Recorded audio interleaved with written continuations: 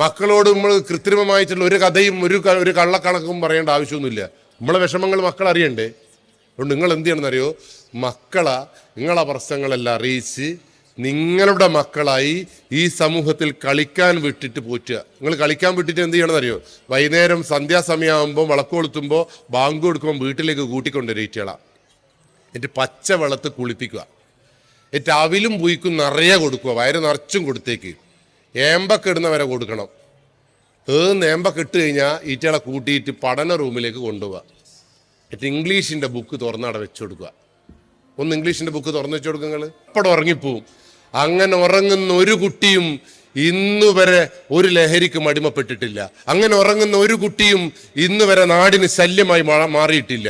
അങ്ങനെ ഉറങ്ങുന്ന ഒരു കുട്ടിയും ഗാനമേളക്ക് പോയിട്ട് ആരെയും കൊത്തിക്കൊന്നിട്ടില്ല.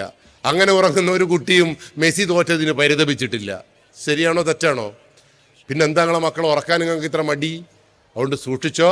നിങ്ങളെ മക്കൾ നല്ലവണ്ണം ഉറങ്ങുന്നൊരു മകനായിട്ട് മാറണം. നല്ലവണ്ണം ഉറങ്ങണം നമ്മളെ മക്കൾ.